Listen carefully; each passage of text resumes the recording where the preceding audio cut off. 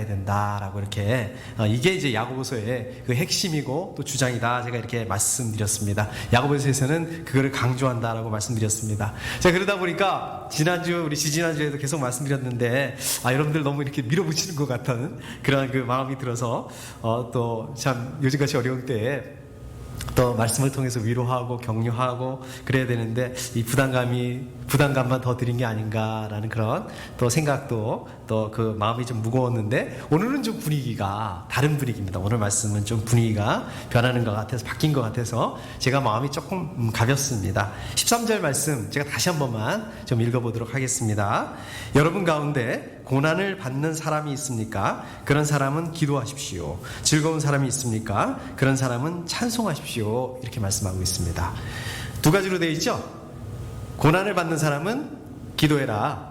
또 즐거운 사람은 찬송해라. 이렇게 되어 있습니다. 그러니까 고난하고 찬송하고 이렇게 나오고 있습니다. 여러분들 어느 쪽이십니까? 고난? 즐거움? 어느 쪽이십니까? 요즘 같은 때는 고난이요. 이제 이렇게 말씀하시고 고난 쪽에다 투표하실 것 같습니다. 자, 그러면 고난은 왜 오는 걸까요? 어떤 원인 때문에 고난이 오는 걸까요?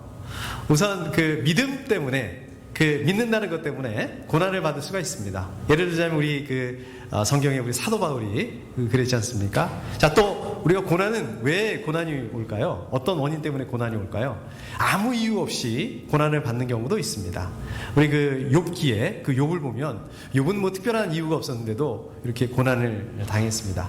자, 그런가 하면 또 어떤 경우에 고난을 받을 수 있을까요? 그러니까 자기가 잘못해서 자기가 죄를 지어서 그것 때문에 고난을 받는 경우가 있습니다. 우리 성경에 보면 이스라엘 사람들은 하나님의 말씀에 순종하지 않고 자기들 뜻, 자기들 마음대로 이렇게 살다가 결국은 바빌로니아에 이제 포로로 잡혀가서 아주 그런 어려운 시절, 아주 고통스러운 힘든 시간을 보냅니다. 얼마나 힘들고 얼마나 고통스러웠을까요? 제가 지난번에도 우리 3월달, 4월달에도 말씀드렸던 것처럼 우리 이 코로나 바이러스 이것들도 사실은 이것 때문에 굉장히 힘들고 어려운 시간들을 보내고 있는데 사실은 이것들도 우리의 죄 때문이다라고 이렇게 말씀드렸습니다. 물론 여러분들께서 이렇게 직접적으로 죄를 지으시거나 그랬다는 말씀은 아니지만 결국 저 여러분들도 간접적으로나마 자 어떤 게 있을까요? 뭘까요? 우리 이 세상 사람들의 이 세상 사람들 어떻게 살아가고 있습니까? 물질을 따라 살아가고 또 탐욕을 따라서 살아가고 자기들 좋은 거 하나님의 말씀과 관계없이 따라가고 있는 이 세상을 위해서 우리가 정말 이렇게 이것을 인지하고 자각하고 있고 그것을 위해서 중보기도 해야 되는데 그것을 못했던 것 같습니다. 그런 부분들도 있는 것 같습니다. 왜 그럴까요? 바쁘니까 또 우리하고 관계 없으니까 또 어떤 경우에는 그거는 원래 그런 거야 관례적으로 그런 거야 이렇게 또 하나님의 말씀과 관계 없는 것 부분에 대해서 우리가 또 묵인하고 타협하고 또 이렇게 가지 않았는가.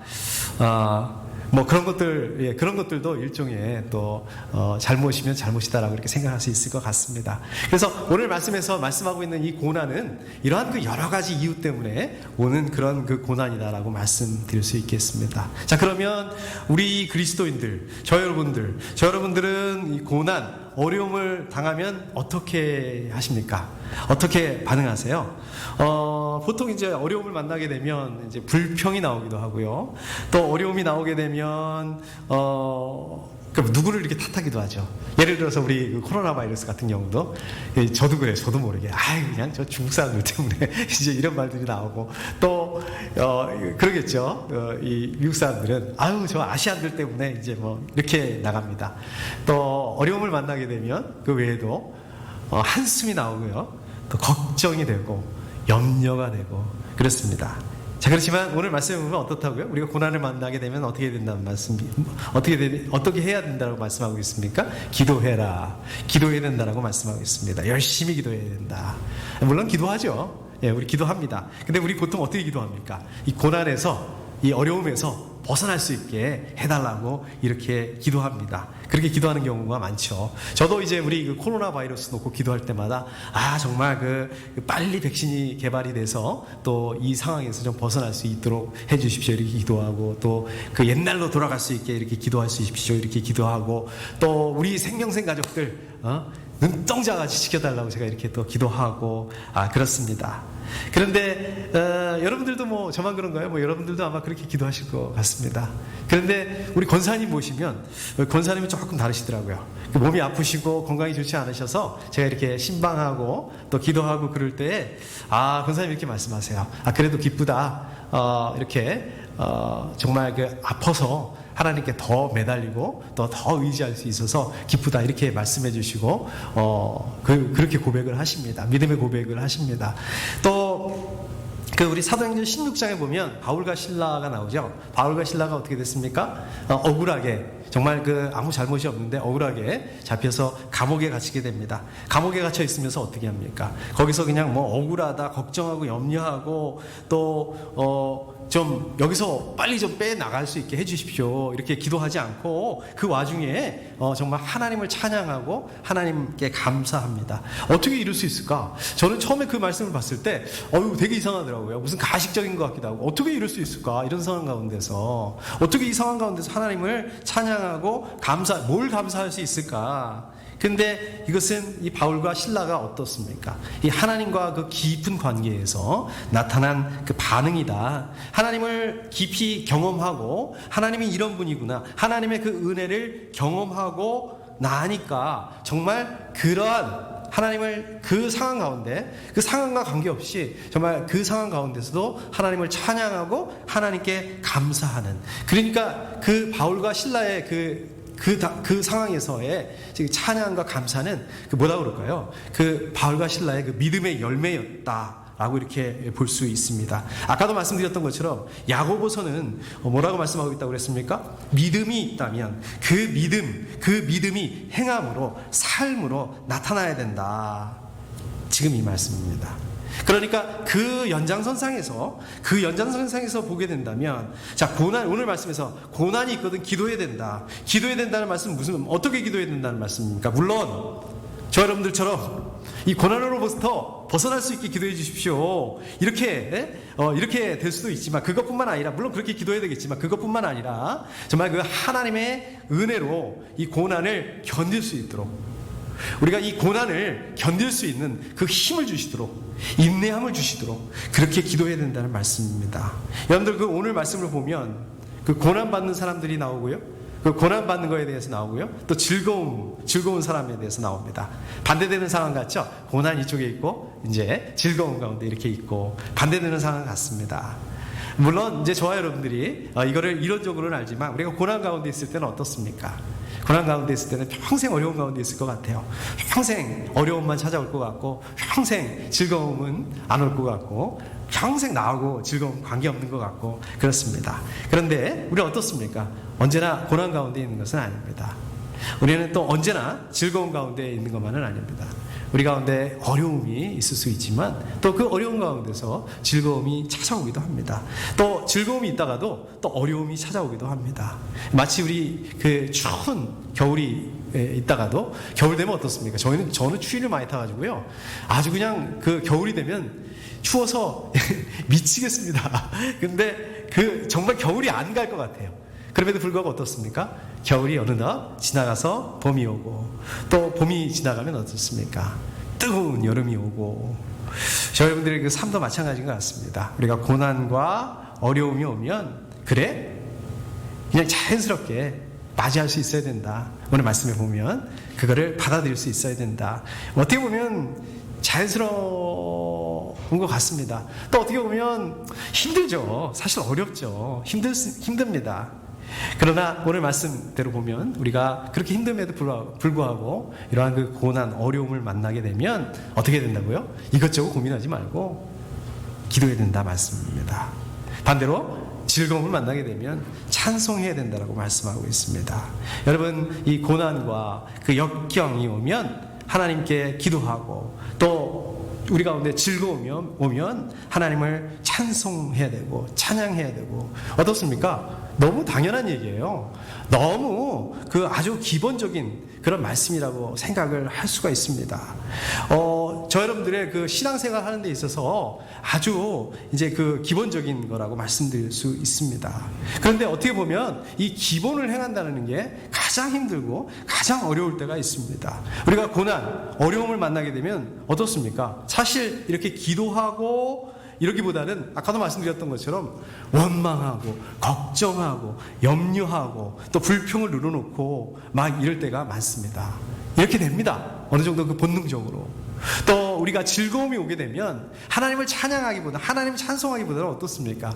막 내 자랑, 자기 자랑, 응? 교만에 빠지고 하나님을 잊어버리고 막 이렇게 사는 경우들이 얼마나 많습니까? 그렇기 때문에 이 기본이라고 할 수 있는 거, 이 신앙의 기본이라고 할 수 있는 이 기본, 우리가 고난을 만나면 기도해야 된다, 또 즐거움을 만나면 우리가 찬양해야 된다, 이러한 그 기본이 정말 그 몸에 그 배일 수 있도록 우리 몸이 이러한 그 기본적인 것들을 정말 그 기억하고 자동적으로 고난을 만나면 자동적으로 막 기도하는, 그 어려움을, 그 즐거움을 만납니다. 즐거운 일이 생기 자동적으로 찬양하는, 정말 이렇게 될 수 있어야 된다는 말씀입니다. 우리 시편 50편 15절 말씀에 보면 재난의 날에 나를 불러라, 내가 너를 구하여 줄 것이다 라고 말씀하고 있습니다. 우리가 힘들고 어려울 때 하나님께 나아가서 기도해야 되고, 또 즐거운 시간에 또 이 우리 가운데 그 모든 그 복을 베풀어 주시는 그 하나님을 기억하시고 하나님께 찬양을 돌릴 수 있어야 된다라고 말씀하고 있습니다. 자, 그렇게 그러한 삶을 감당하실 수 있기를 축복합니다. 자, 그 다음에 이제 14절에 보시면 여러분 가운데 병든 사람이 있습니까? 이 병든 사람에 대한 얘기가 나오죠. 병든 사람은 이 고난에 대해서, 그 고난에 대한 구체적인 그 사례를 말씀하고 있습니다. 자, 병이 들었다는 건 뭘까요? 병든 사람이라는 건 뭘까요?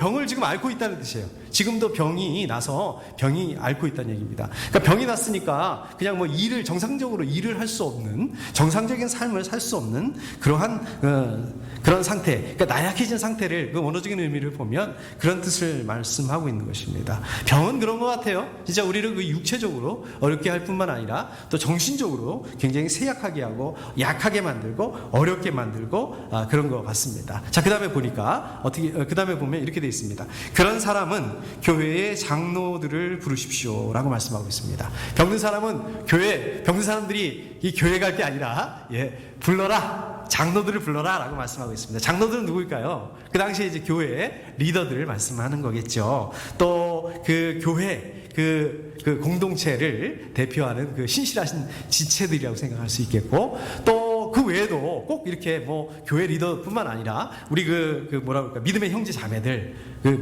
자매들을 좀 이렇게 집으로 불러라라고 생각해 볼 수가 있습니다. 근데 여기서 잘 보시면은요, 장로를 불러라, 어떤 한 사람을 불러라가 아니라 복수로 쓰고 있습니다. 장로들을 불러라라고 말씀하고 있습니다. 무슨 뜻일까요?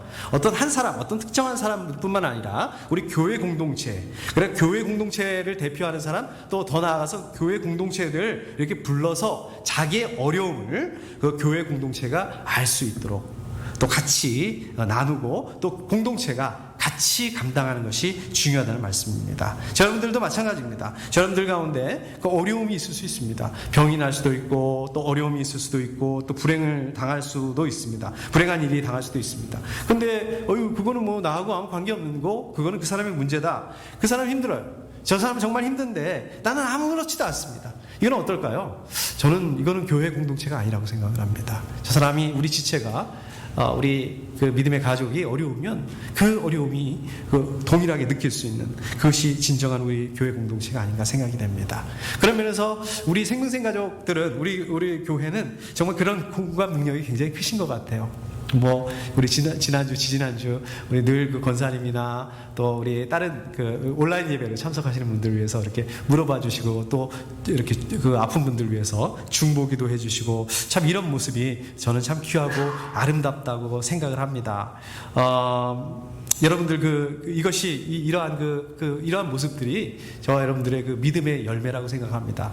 여러분들 믿음은 어떻습니까? 믿음은 나와 하나님과의 그 관계입니다. 나와 하나님과의 그 관계이고, 그 믿음이라는 것은 우리 안에 보이지 않습니다. 그런데 어떻습니까? 이러한 행동들, 그러니까 다른 사람들을 걱정해주고 위해주고, 또 이렇게 그 질병과 고난 가운데 있는 우리 믿음의 식구들을 위해서 중보기도 하는 거, 또 그 사람들을 위해서 같이 짐을 나눠줘 줄 수 있어야 된다. 우리의 믿음이 그런 식으로 표현되어야 된다라고 말씀하고 있습니다. 또 반대로 우리 자신들이 그러한 그 믿음을 그러한 어려움을 만나게 됐을 때, 뭐 육체적으로 어렵거나 또 우리가 어려운 상황들 만나게 됐을 때 어떻습니까?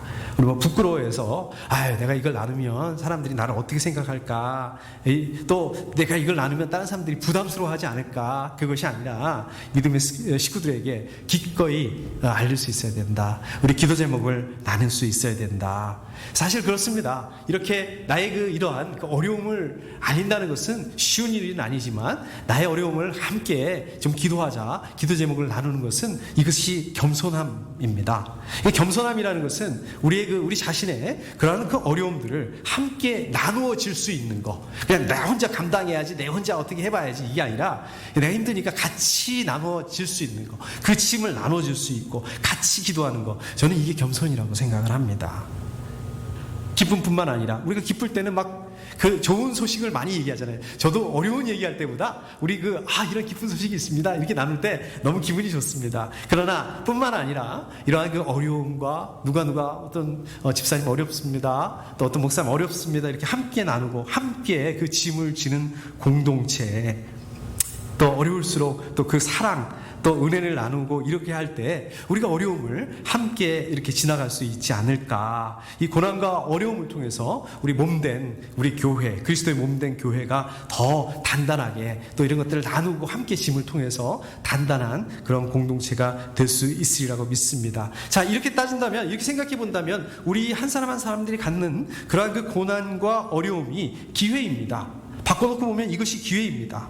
예수 그리스도의 몸된 우리 공동체, 정말 그 아름답고 그 건강한 교회 공동체, 기도의 공동체를 만들어 가야 되는데, 물론 우리 교회에서 여러분들 한 분 한 분들의 그런 어려움들을 해결해 줄 수 있으면 더 좋죠. 그렇지만은 문제는 뭡니까? 우리의 그 고난에 동참해주고 또 그 마음을 함께 나눌 수 있고, 그거를 들어줄 수 있고, 그 마음을 나눌 수 있는 그러한 그 공동체를 만들 수 있는 그런 기회가 이 고난과 어려움이 아닐까, 이런 생각들이 듭니다. 우리가 정말 이러한 그 어려운 시간들을 통해서 이렇게 마음을 함께 나눌 수 있는 그러한 그 공동체를 만들어갈 수 있기를 축복합니다. 자, 계속해서 15절 말씀을 보면, 믿음으로 간절히 드리는 기도는 병든 사람을 낫게 할 것이니 주님께서 그를 일으켜 주실 것입니다. 자, 하나님께서는 여러분들이 그 믿음으로 드리는 기도를 들어주시고 응답하실 것이다. 병을 낫도록 해주실 것이다. 이렇게 말씀하고 있습니다. 자, 그러면 믿음으로 드리는 기도는 뭘까요? 믿음으로 드리는 기도라는 것은 먼저 그 두 마음을 품지 않는 마음, 그러한 마음으로 드리는 기도입니다. 자, 그 두 마음을 품는다는 건 어떨까요? 우리가 기도하면서도 어떨 때 그런 생각이 들 때가 있어요. 내가 과연 이렇게 한다고 될까? 내가 이렇게 기도한다고 될까? 야고보서 1장 6절에서 8절에 보면 이 두 마음에 대해서 이렇게 말씀하고 있습니다. 의심하는 사람은 마치 바람에 밀려서 출렁이는 바다 물결과 같습니다. 그런 사람은 주님께로부터 아무것도 받을 생각을 하지 마십시오. 그는 두 마음을 품은 사람입니다. 이렇게 말씀하고 있습니다. 그 다음에 믿음으로 드리는 기도. 믿음으로 드리는 기도는 또 어떤 기도일까요? 정말 그 간절한 마음을 갖는, 간절한 마음으로 드리는 기도입니다. 우리 누가복음 8장에 보면 그 회당장 야이로가 나오죠. 회당장 야이로의 딸이 지금 죽어가고 있습니다. 이 회당장 야이로가 정말 예수 그리스도 앞에 나와서 엎드립니다. 간절함으로 엎드립니다. 또 그 마태복음 15장에 보면 가나안 여인의 딸이 어땠습니까? 귀신 들렸거든요. 귀신 들려서 그것 때문에 고통을 받고 있으니까 예수님 앞에 나와서 엎드려요. 예수님의 의외의 반응을 보이시죠? 완전히 그냥 이방인들은 개 취급을 이렇게 하세요. 그런데 그 여인이 어떻게 반응했습니까? 개 취급을 받아 마땅하다라고 그렇게 그 간절함으로 매달리는 것들. 그러니까 이 두 사람은 어땠을까요? 야이로도 그렇고 또 회당장 야이로도 그렇고 이 가나안 여인도 지금 자식의 문제처럼 이거 이상 더 간절한 게 어디 있었겠습니까? 그렇게 그 간절함으로 기도하는 거, 그것이 바로 그 믿음으로 하는 기도다라고 볼 수 있습니다. 우리 그 간절함에 대해서 좀 오해를 하는 경우가 있습니다. 저는 좀 이거를 잘 안 하는데 어떤 교회에 따라서 막 그 주여 삼창 외치면서 기도하기도 하고 또 이 통성으로 기도하고, 물론 뭐 우리 교회도 통성으로 기도하기도 하지만 또 금식기도 하고 이래야지 듣는다. 우리 물론 믿음으로 금식기도 할 수 있습니다. 믿음으로 통성기도 할 수 있고 또 믿음으로 주여 삼창할 수 있습니다. 그러나 꼭 그렇게만 해야지 하나님께서 응답하신다, 그게 믿음의 기도다, 이거는 아니라는 것입니다. 우리 누가복음 8장에 보면 혈루증 걸린 그 여인이 나오죠. 이 여자는 어떻습니까? 그 금식기도 하지 않았습니다. 통성으로 기도하지 않았습니다. 그 말씀 보면 뭐 작은 목소리라도 기도하지 않았어요. 그냥 소망함을 가지고 내가 이 옷이라도 만지면 나을지도 모르겠다는 그러한 믿음을 가지고, 그런 간절함을 가지고 이제 예수님의 옷자락을 만졌는데 예수님께서 그것을 알아보시고 또 그 응답을 해주십니다. 물론 우리가 성경에 보면 아무리 간절하게 기도를 해도 응답받지 못하는 그런 기도도 있습니다. 누가 있을까요? 우리 바울이 그랬죠. 바울이 보면 자기한테 육체의 가시가 있다고 그랬어요. 육체의 가시를 놓고 하나님께 기도했지만 하나님 뭐라고 응답하십니까? 뭐라고 말씀하세요? 네 은혜가 족하다, 내 은혜가 족하다 하고 그렇게 응답받지 못합니다. 제가 바울이었으면 굉장히 섭섭했을 것 같아요. 내가 그래도 하나님을 위해서 이렇게 평생을 바쳐서 이렇게 복음을 위해서 살았는데 어떻게 하나님 나한테 이러실 수 있을까? 근데 이 바울의 그 육체의 가시를 통해서 하나님께서 정말 이 바울을 통해서, 바울의 육체의 가시를 통해서 많은 사람들이 구원의 자리로 나올 수 있도록 사용하십니다. 여러분들 그 역사에 보면, 유럽의 역사에 보면 13세기, 14세기에 아주 큰 일이 있었죠. 어떤 일이 있었습니까? 그때 유럽에 아주 흑사병, 그 패스트죠. 패스트가 퍼져가지고 정말 많은 사람이 죽었습니다. 지금 따지고 보면, 우리 코로나 바이러스의 그 치사율은 아무것도 아닙니다. 그 패스트는요, 흑사병은 그때 그 유럽의 인구의 3분의 1이 다 죽었다고 합니다. 그러니까 이게 얼마나 치명적이었습니까? 뭐 그때는 인권이 있어요, 뭐가 있어요. 그러니까 막 이 흑사병 걸린 사람들은 한 지역에다 몰아놓고 그냥 그 사람들이 이렇게 나오지 못하게 하고 아마 그 사람들이 이렇게 죽기만 이렇게 기다렸던 것 같습니다. 그럴 때 그리스도인들이 거기를 들어갔대요. 하나님 믿는 사람들이 거기를 이렇게 들어가서 헌신적으로 그 환자들을 돌보았다고 합니다. 그런 사람들 중에서는 정상인 그리스도인들이 거기 들어가서 그 패스트에 걸린 그 환자들을 돌보는데, 그러다가 많은 그 그리스도인들이 죽었다고 합니다. 근데 이게 다 죽은 게 아니고요. 그 나머지 그렇게 거기서 이렇게 환자들을 돌보던 그 사람들 중에는 그게 이제 죽지 않고 살아남은 사람이 있었던 거예요. 그게 어떻게 된 거냐면 자기들도 모르는 사이에 그렇게 병에 걸렸다가 안에서 항체가 생기게 된 거예요. 그러니까 저 사람들도 분명히 죽을 거다. 근데 그 사람들이 안 죽는 거예요. 그러니까 나머지 사람들이 어떻게 생각하냐면, 야, 저거 뭐 어떻게 된 거야? 저 사람들은 왜 안 죽을까? 저 그리스도인들은 그 환자하고 접했는데 이게 분명히 죽어야 되는데 왜 안 죽을까? 야, 지금 뭔가 있는 게 맞다. 야, 하나님이 계시는 게 맞다. 하나님이 살아계시는 게 맞다. 그래서 그때 많은 사람들이 하나님을 믿게 되고 또 하나님께 돌아오는 그 계기가 되었다고 합니다. 기도 응답이 될까? 내가 이렇게 기도한다고 기도 응답이 될까? 그거는 기도 응답이 되고 안 되고 이거는 하나님의 영역이지 우리의 영역이 아닌 것 같습니다. 우리의 영역은 뭘까요? 우리 해야 될 일은 뭘까요? 오늘 말씀대로 고난이 있으면 기도해라. 그냥 기도하면 되는 겁니다. 그냥 기도하는 것입니다. 그냥 포기하지 말고 기도하는 것입니다. 자, 그렇기 때문에 저분들 기도할 때 어떻게 기도해야 될까요? 정결한 마음으로 기도해야 됩니다. 겸손한 마음으로 기도해야 됩니다. 간절한 마음을 가지고 기도해야 됩니다. 저분들 이렇게 간절한 마음으로 기도할 때 하나님, 우리의 중심을 보시는 하나님께서 저분들의 그 간절함과 열정과 겸손함을 보시고 또 응답해 주시리라 믿습니다. 또 그 하나님의 그 은혜로 내려주시리라 믿습니다. 자, 마지막 16절 보도록 하겠습니다. 16절 보면 이제 그러므로라는 말씀으로 시작하고 있죠. 제가 계속해서 말씀드리지만 그러므로라는 이 접속사가 나오면 굉장히 중요한 부분이다. 이거는 잘 보셔야 된다. 예, 마찬가지입니다. 오늘도 그러므로라고 시작을 하고 있는데 그러므로는 오늘 말씀의 결론이다, 이렇게 생각을 하면 됩니다. 자, 여러분은 서로 죄를 고백하고 서로를 위하여 기도하십시오 라고 말씀하고 있습니다. 여기 보면 좀 이상하게 나오죠. 좀 그 성경에서 잘 못 보던 그런 부분들이 나옵니다. 뭐라고 나오고 있습니까? 서로 죄를 고백하고 이렇게 나오고 있습니다. 죄를 왜 서로 고백해? 죄를 하나님한테 고백하는 게 아니에요? 보통 죄를 하나님께 고백해라 이렇게 말씀하지 않습니까? 우리 성경에 보면. 근데 여기서 보면 하나님께 죄를 고백하라는 게 아니라 서로에게 고백을 해라. 서로 간에 죄를 고백해라라고 말씀하고 있습니다. 자, 이게 무슨 말씀일까요? 저여러분들이 서로 죄를 고백해야 된다. 저여러분들이 그 하나님께 고백하지 말고 우리끼리 서로 죄를 고백해야 된다. 이 말씀이 아니라 먼저 하나님께 그 고백을 하고 여러분들이 먼저 하나님께 고백을 하고 죄를 고백을 하고 그것을 통해서 하나님과의 관계가 회복이 되잖아요. 그러면 여러분들이 그 하나님과의 그 관계가 회복된 그 관계가 거기서 멈추는 것이 아니라 그게 동력이 돼서 그것을 통해서 서로의 그 관계의 회복까지 연결되어야 된다. 반대로 말하자면 어떻습니까? 여러분들이 죄를 고백하고 서로의 관계가 회복이 됐다는 그것은 무슨 말씀입니까? 반대로 말하자면 여러분들이 눈에 보이지는 않지만 하나님과의 그 관계가 회복이 되었다는 증거다. 그것을 확인할 수 있는 거다라고 말씀하고 있는 것입니다. 자, 그리고 또 계속해서 뭐라고 말씀하고 있습니까? 서로를 위해서 중보기도 해라. 매일매일 쉬지 말고 계속해서 중보기도 해야 된다라고 말씀하고 있습니다. 16절 계속해서 보면 그러면 여러분은 낫게 될 것입니다. 의인이 간절히 비는 기도는 큰 효력을 냅니다. 여기서 보면 의인이라고 말씀하고 있죠. 의인은 뭘까요? 문자 그대로 보게 되면 죄를 지지 않은 사람입니다. 아주 그 결점이 없는 사람입니다. 그런 사람이 있을까요? 우리 예수님 빼고는 그런 사람이 없죠. 그런데 여기서 말씀하시는 의인은 어떤 그러한 그 문자적인 의인, 그런 문자적인 의미의 그 의인뿐만 아니라 우리 예수 그리스도의 십자가를 통해서 정말 예수 그리스도의 보혈을 통해서 의롭다 하심을 받은, 의롭다함을 칭함을 받은 이제 하나님의 자녀가 된 우리들을 말씀하고 있는 거죠.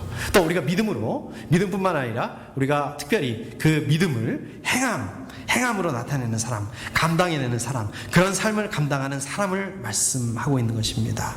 자, 그것을 기도가 응답받을 것이다라는 것을 증명하기 위해서 여러분들 같이 읽지는 않았지만 17절 18절에 보면 예를 듭니다. 엘리야의 예를 들고 있죠. 엘리야가 어떻게 기도했습니까? 엘리야가 기도하니까 어떤 일이 일어났습니까? 3년 6개월 동안, 3년 반 동안 비가 내리지 않는 거예요. 가뭄이 드는 겁니다. 그리고 또 엘리야가 다시 기도해.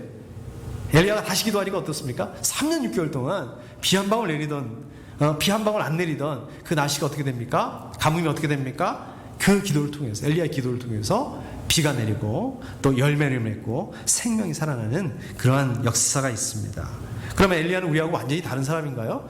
그렇죠. 엘리야는 뭐 죽음을 맛보지 않은, 그 성경에 보면 두 사람밖에 없지 않습니까? 그 중에 한 명이고 또 하나님의 선지자였고 아주 특별한 존재였고, 그럴까요?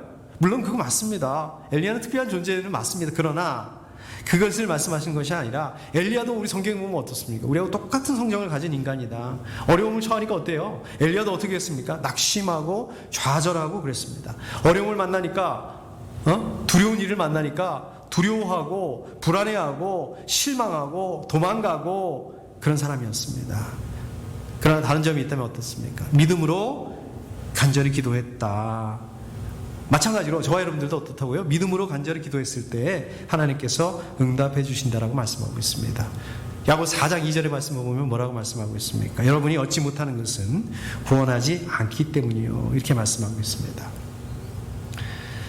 오늘 말씀 정리하도록 하겠습니다. 요즘에 그 코로나 바이러스 문제 때문에 건강의 문제뿐만 아니라, 건강의 위기뿐만 아니라 이거는 모든 면에서 그런 것 같아요. 정치면 정치, 경제면 경제, 사회면 사회, 우리 또 그 신앙의 문제, 믿음의 문제, 정말 모든 게 다 어렵습니다. 정말 이게 참 이렇게 3개월 또 4개월 이렇게 가면서 지치는 것 같아요. 그냥 우리 몸과 마음이 지칠 뿐만 아니라 우리 영도 참 힘들어가고 그렇습니다. 자, 그런데 성경에서 뭐라고 말씀하고 있습니까? 돌파구는 하나밖에 없다는 거예요. 우리가 해야 될 일은 하나밖에 없다. 그게 뭡니까? 기도하는 겁니다. 자, 보십시오. 오늘 말씀 보시면, 자, 기도가 중요하니까 잘 봐. 기도해야 돼. 열심히 기도해. 잘 알아들었어? 열심히 기도해. 이게 아닙니다. 뭐라고 얘기하고 있습니까? 기도하지만 어떻게 기도해야 된다고 말씀하고 있습니까? 서로서로를 위해서 기도해야 된다고 말씀하고 있습니다. 서로서로를 위해서 중보 기도해야 된다고 말씀하고 있습니다. 뭘까요? 우리 기도의 공동체를 만들어야 된다고 말씀하고 있습니다. 제가 기도의 공동체 이렇게 얘기하니까 무슨 생각을 하실까요? 그래, 맞아. 이 금요일마다 우리 기도했는데 기도 모임을 다시 만들어야겠구나. 우리 다른 교회들은 수요일을 예배를 드린다고 하는데 우리도 또 수요일 날 예배를 드려야겠구나. 기도 모임을 가져야겠구나. 어렵죠. 요즘에 그 코로나 바이러스 때문에 이렇게 기도 모임을 갖고 또 이렇게 하는 게 어렵죠. 쉽지 않습니다. 제가 지난주 중에 정옥훈 집사님하고 전화 통화를 한 적이 있었습니다. 다른 얘기 이렇게 얘기하다가 정옥훈 집사님 요새 그 코로나 바이러스 때문에 컴퓨터 그 클래스도 못 나가고 지금 뭐 하세요? 어떻게 지내세요? 이제 얘기를 했더니 그런 것도 못 하고 맨날 운동하신대요. 그냥 공원 가서 걷는 운동하고 이렇게 하신대요. 근데 혼자 걸으면은 심심하니까 마침 이렇게 공원에 가니까 한국 분들이 몇 분 계시답니다. 이제 다른 교회들 나가시는 분들인데 그래서 그분들하고 이렇게 말동무하면서 같이 이렇게 걷고 다 걷고 나서 기도를 하고 헤어진답니다. 기도를 하는데 각자 교회들을 위해서 같이 이렇게 중보기도 한답니다. 근데 그게 그 시간이 얼마나 좋은지 모르겠다라고 얘기를 하시더라고요. 저는 이게 기도의 공동체라고 생각을 합니다. 예수님 말씀하셨죠? 마태복음 18장 20절에 보면 두세 사람이 내 이름으로 모여있는 자리 거기에 내가 그들 가운데 있다 이렇게 말씀하고 있습니다. 여러분 요새 코로나 바이러스 때문에 이렇게 집에 많이 계시니까 어떻습니까? 요새 부부싸움이 더 많아진다고 합니다. 부부간에 맨날 그냥 트러블이 생기는 거예요. 부부싸움만 하지 말고 부부간에 같이 기도할 수 있습니다. 우리 아이들하고 계속 같이 있으니까 어때요? 아이들하고 계속 같이 있으니까 그냥 아이들하고 잔소리하고 싸우고 이렇게 되지 않습니까? 뿐만 아니라 우리 아이들하고도 기도할 수 있습니다. 우리 직장 동료들하고도 기도할 수 있죠? 우리 그 학교 친구들하고도 이렇게 기도할 수 있죠? 기도할 수 있습니다. 아까 우리 정국훈 집사님처럼 허다못해 우리 같이 운동하는 사람들끼리도 기도할 수 있습니다. 기도 모임을 가질 수 있습니다. 제가 지난번에 말씀드렸던 것처럼 교회의 공식적인 모임, 제도적인 모임이라고 하지 않습니까? 이게 중요합니다. 코로나 바이러스가 안정이 되면 또 우리 성경 공부도 다시 하고 또 기도 모임도 갖고 또 그런 생각입니다. 근데 우리 성경에 보십시오. 우리 성경에 보면 성경에 나오는 교회, 특히 초대교회는 어떻습니까? 이런 공식적인 모임보다 비공식적인 모임, 그런 관계가 더 활발하고 더 많습니다. 오히려 어떨 때 이 공식적인 모임보다 이런 비공식적인 모임을 통해서 성령께서 역사하시고 또 그 가운데 부흥의 역사가 일어납니다. 영적 각성이 일어나고 교회 부흥이 일어나는 것들을 봅니다. 우리가 야고보서 1장부터 끝장까지 5장까지 이제 다 봤는데요. 계속해서 말씀하시는 야고보서의 핵심은 뭡니까? 여러분들이 가지고 있는 그 믿음 가지고 있는 거 맞는데 그 믿음은 행함이라는 그런 열매가 나타나야 된다. 어떤 행함이요? 하나님의 말씀을 믿음뿐만 아니라 순종하는 삶의 열매로 나타나야 된다라고 말씀하세요. 근데 그 행함을 그냥 각기전투, 그냥 알아서 해봐, 알아서 잘 믿고 알아서 잘 행해보고 알아서 그렇게 살아야 된다, 이게 아닙니다. 이렇게 말씀하고 있지 않습니다. 그럼 뭐예요? 여러분들처럼 이렇게 믿음의 가족 공동체, 이 공동체 차원에서 믿고 근데 이 공동체 차원에서 같이 행하는 그런 열매로 나타나야 된다고 말씀하는 게 키포인트입니다. 알아서 잘해봐, 그냥 알아서 이렇게 각자 이게 아니라 우리 힘들어요. 우리 다 같이 힘듭니다. 근데 이럴 때 우리 공동체에서 이 힘든 시간들을 격려하고 이 힘든 시간들을 함께, 혼자가 아니라 함께 해나갈 수 있는 거. 여러분들 어떻게 하시겠습니까? 아유 힘들죠. 근데 안 갈 수 있습니까? 힘들다고 우리 안 갈 수 있습니까? 아유 그냥 포기하고 에이 모르겠다 이럴 수는 없지 않습니까? 우리 함께 이 고난을 감당하는 공동체를 통해서 함께 가야 됩니다. 우리 같이 기도하는 그 공동체를 통해서 감당할 수 있어야 됩니다. 이번 한 주간도 기도의 공동체를 통해서 염두에 한번 만들어 보십시오. 기도의 공동체를 통해서 승리하실 수 있는 한 주간 되실 수 있기를 축복합니다. 함께 기도하겠습니다. 하나님 아버지 감사합니다. 하나님, 우리가 고난 가운데 있을 때 기도해야 된다고 말씀하는 그 말씀을 아버지 저희들이 또 함께